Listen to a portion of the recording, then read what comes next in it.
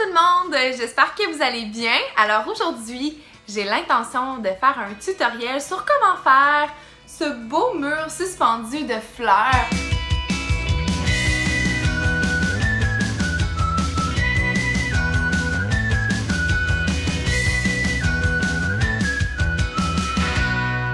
Dernièrement, j'ai pensé à remplir mon mur blanc dans mon bureau pour justement faire un décor pour filmer, mais aussi, bon, pour une ambiance, pour quand je travaille, c'est derrière mon bureau, quand je fais des appels avec mes coachs, j'aime ça, je trouve que ça met de la vie.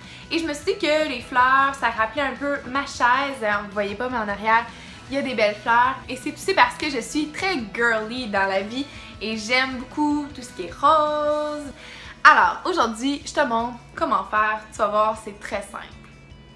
Donc, premièrement, ça va te prendre de la corde, du fil à pêche, des pinces et aussi des ciseaux. Tu m'aides, mon chien? Ouais.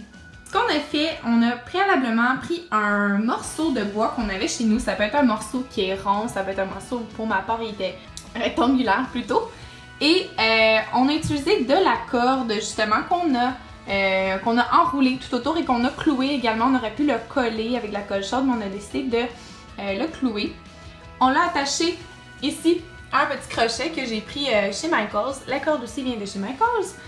Et ce qu'on veut faire, c'est vraiment un effet de rideau de fleurs. Donc comme vous pouvez voir ici, on observe qu'il n'y a comme pas de corde visible. Et c'est bien normal, c'est parce qu'on utilise du fil de pêche que j'ai pris aussi chez Michaels. Et on a acheté toutes sortes de fleurs, comme vous pouvez voir. Ça prend aussi des fleurs. Des fleurs de tous les genres, des couleurs que vous voulez mélanger. Pour ma part, j'ai acheté beaucoup de petits roses pâles, un peu de blanc, du rose fuchsia, du lilas. Et on a d'autres blancs et roses un peu plus grosses. On a mesuré là, c'était quoi la longueur qu'on voulait.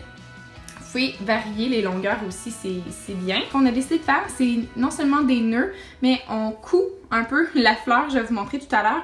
On la coud tout simplement en haut vers le bas pour l'attacher puis qu'elle tienne du bon côté, là, du mieux qu'on peut. Sinon, la fleur risque de tourner. Alors, c'est ce qu'on a décidé de faire et on met notre corde de fil de pêche là, un peu plus longue parce qu'il ne veut pas, faut tenir compte qu'on fasse des nœuds, etc. Ou sinon, ce qu'on fait, c'est qu'on coupe à la fin lorsque c'est trop long. Donc, je viens d'attacher mon fil de pêche. J'ai fait un double nœud autour du poteau de bois. Et ce que je vais faire, tout à l'heure à la fin, je vais couper la petite corde de surplus. Et je vais enchaîner vraiment des fleurs comme je le désire, vraiment. Et je vais les mélanger, mais je vais vous montrer comment je fais pour les enfiler. Donc, je prends une aiguille moyenne et je viens enfiler mon fil de pêche tout simplement. J'ai deux bouts, c'est ça qui est important, on n'a pas besoin de faire de nœud ou quoi que ce soit, puis ça s'enlève plus facilement de cette façon-là. Je vais venir piquer à l'intérieur de la fleur comme ça, puis ça va ressortir ici. Et ensuite, je vais aller repiquer par en bas pour faire descendre mon fil de pêche vers le bas. Si jamais ça pend pas comme vous voulez, vous pouvez toujours remonter vers le haut encore une fois et aller chercher un petit peu plus que ce soit plus fixe finalement. Mais c'est vraiment la façon de faire là, la plus facile qu'on a trouvée ma mère et moi et ça fonctionne merveilleusement bien. Hein, Maurice? Ce que j'aime bien faire d'avance, c'est de préparer un peu à quoi va ressembler là, ma prochaine rangée de fleurs. C'est toujours mieux de cette façon-là. Puis, en regardant ce que vous avez fait comme avant, d'essayer de faire différent là, pour que ce soit pas un patron qui se répète. Maurice! T'as l'air d'un beau petit fleuriste, t'aimes ça les fleurs? Malheureusement, ce ne sont pas des vrais. Ce qui est génial, c'est que par la suite, on peut couper l'excédent, mais c'est que même si j'ai passé un peu au centre, ça paraît pas de loin. Alors, j'ai piqué ici à l'intérieur, je l'ai fait sortir par en bas et je l'ai repiqué une seconde fois parce que la pétale ici était très décollée. Donc, j'ai décidé de recoller un peu les pétales pour refermer la fleur et je suis repassée encore vers le bas. Et voilà ce que ça donne. Donc, c'est pas grave si les fleurs tournent, hein, c'est vraiment normal.